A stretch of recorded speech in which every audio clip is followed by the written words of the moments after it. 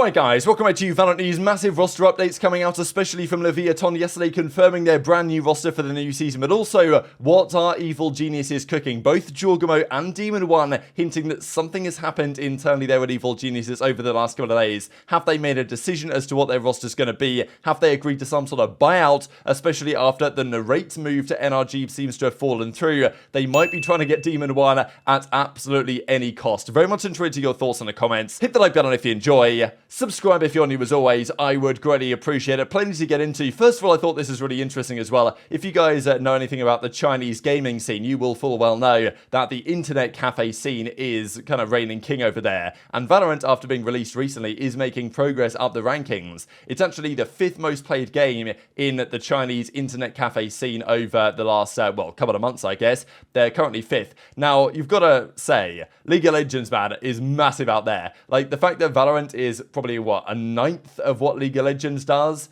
in terms of player base is insane. And then CF, I'm guessing, is Crossfire, which is another massive game out there in China. But, you know, it's interesting to see VALORANT's got this high already, and I guess you can say that, well, let's say Edward Gaming continue to do well, the Chinese league proliferates, they, you know, some of those guys qualify, do well at international tournaments, you can well imagine this number's going to go up over the coming years. Let's talk about Cloud9 as well. There's been some interesting controversy going on there. MCE as well was leaking an interesting story from back in the 2020 days with, you know, players turning down trials. Vanity's like, this is insane law. But actually, Vanity was in many ways rather lucky to even get a spot back on Cloud9. MCE was dropped. Vanity comes in, lots of controversy there, and actually they put together a video here, Cloud9, explaining what happens. They even kind of hinted towards like some of the budget issues and needing to take action on that. It's no secret that that's one of the reasons, pretty much the reason why Ye was dropped earlier on in the year. But look, whatever you want to say, it's clear that even those budget issues carried on to their current roster. We believe Jake was offered to return, but, you know, they were like, look, Jake, you might have to just take this amount of money. Might not be ideal. But they put together a video explaining exactly what happened there. And as the rumors from a couple of weeks ago suggested, indeed, s0m was the key player. And it's really funny to think about the fact that s0m comes in. He was going to go to Cloud9 and basically built the team as if he was going to in-game lead.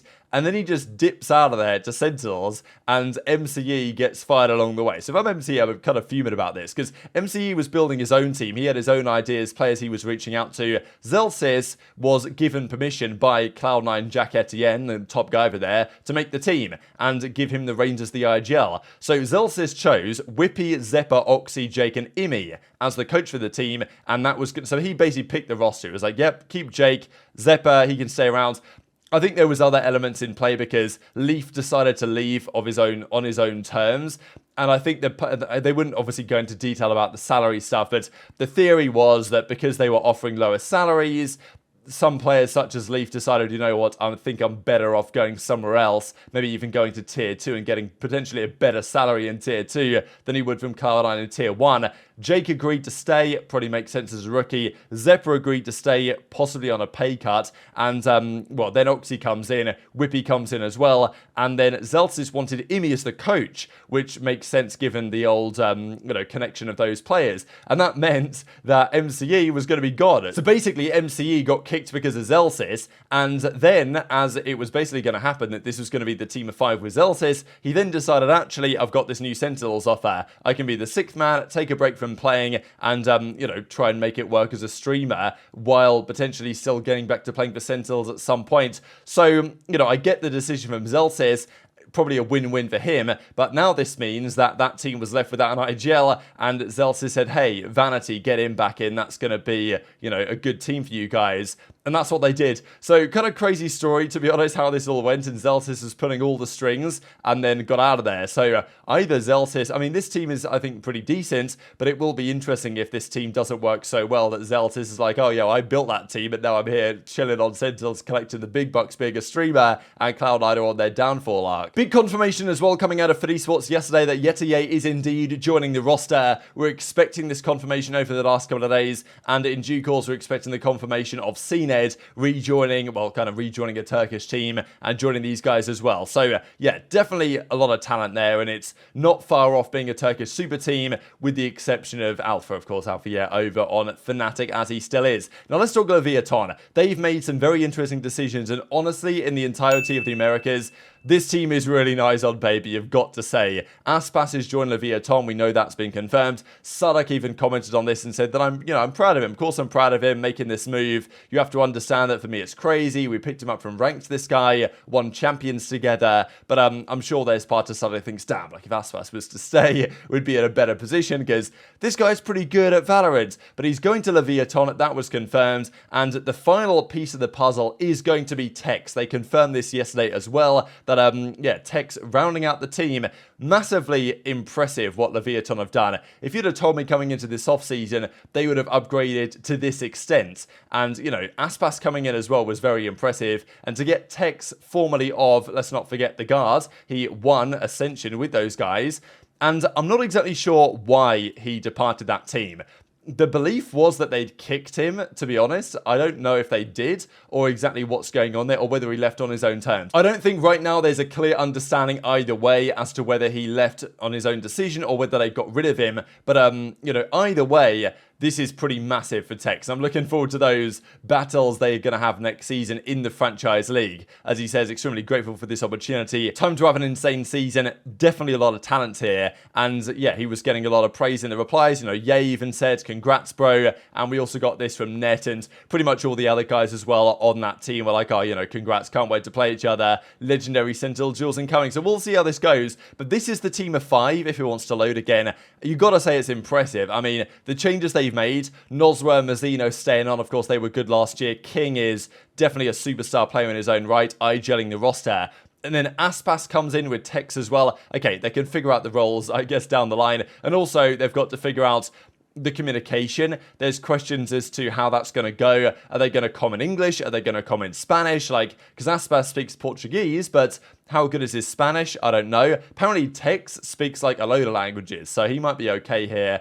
They might just speak in English. That might be the best. Is that, you know, better for the chemistry? Always a question when you've got these international rosters. But on paper, this team is really nice, right? And what Leviatan have built here, given how much competition they had for Aspas, and given the fact that Tex was not going to be easy to get, you would think, off the guard. And apparently G2 were paying so much money. I don't know how much money they're actually paying, but apparently G2 have given those guys the guard the big bucks. So, you know, I don't know if Tex would have left of his own accord, is kind of what I'm saying here. But regardless, this team is looking really nice. But plenty of other teams in the Americas, we still don't really know what they're doing. We know Sentinels, we know Cloud9, we know like rumors on a couple of others like MIBR and stuff, but there's nothing really set in stone for many of these teams. Apart from what we thought was going to happen with Evil Geniuses, and then of course, well, they've blown it up, right? We thought they were going to stick it out. That's not the case. So we looked at this just yesterday, that Narrate and Tomasi are potentially going to join Carmine Corp for the new season. Now, Narrate was linked to NRG. James Zev had him linked over there, and well, he actually said here on VLO, I thought was really interesting, that Ethan was for some reason a combo deal with Narrate. Not necessarily a combo deal, but they trialed together at the same time. So I don't really know if you guys think this is actually legitimate from, let's say, your Chet, and the Narrate thing is fallen through,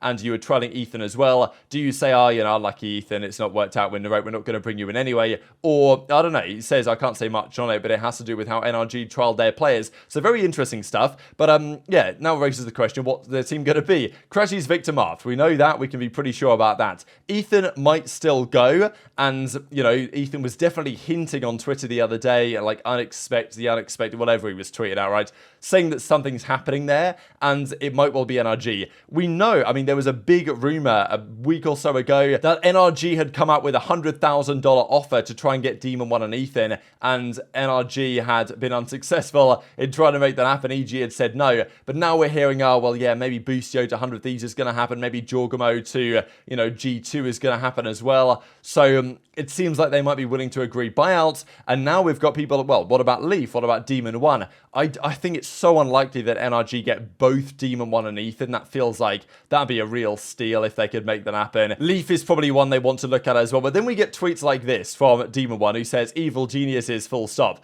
So, look, what does this mean? I don't know. Is he trying to say, oh, you know, evil geniuses, evil organization, they're locking me down under this contract jail stuff? I don't know. But, yeah, it sounds more likely than not to me that Demon1 might be stuck there as it stands. But read into this tweet what you will. We also then have this one, as Jorgamo says, with kind of the straight line face. For every bad thing, there's something good.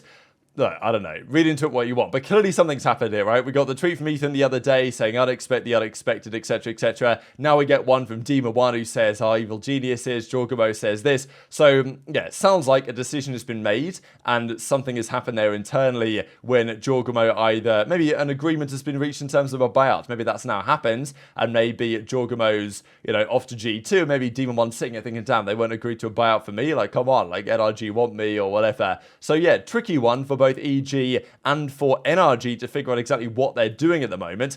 Vanity had his read on this and said, I bet something awesome happened if you're tweeting this, which sounds pretty sarcastic. So maybe what he's trying to say is that actually something not so awesome happened and they aren't in a particularly good spot. I don't know. Just before we close out the video though, I wanted to mention this. So VALORANT Esports do a nice little kind of video looking back at NRG, which was a difficult year for NRG. We know that Artist comes in. They, well, can't replicate what they were achieving on Optic. Artist is gone. They thought about bringing Ye back maybe, but of course that's not going to be happening and he's over to Bleed Esports. But Leaf says, I'm going to miss you, s0m. Oh, I'll be back maybe sooner than you think. Now, s0m does like a good bit of bait, right? But I just thought it was interesting to think about that maybe s0m and FNS. So s0m and FNS have left NRG, that's confirmed for sure, and they said, FNS has made this quite clear, that he only wants to return to Tier 1. He's never going to play Challenger, he's never going to play Tier 2. He said he'll only return to Tier 1 with s0m if I am allowed to build a team I want to build around me, which, you know, sounds like it's unlikely to happen. You look at some of the rosters, you got to wonder what's happening there. Now, are s0m and FNS for sure a team of two? Would they, you know, would they absolutely not allow anything that they didn't decide on? Or would they think, you know what, if we get invited as a duo to a certain team that actually turns out to be pretty good, we'd be happy to do it? Maybe. So, yeah, what do you guys think about this? Do you think s0m's just trolling around, or do you think that actually he has received some sort of offer, or at least some conversations are ongoing for s0m to go to a team? Because, you know, I think NRG is unlikely, but NRG are in such the struggle bus this offseason because all of the teams, all the players they've tried to get is not happening for them. Maybe they think, you know what, like FNS s0m come back and we'll make something happen. I don't know. More than likely, though, s0m is just messing around here for impressions. So very much interested in your thoughts on all this stuff in the comments below. Hit the like button if you enjoyed. Subscribe if you're new. Take care. And I'll see you next time.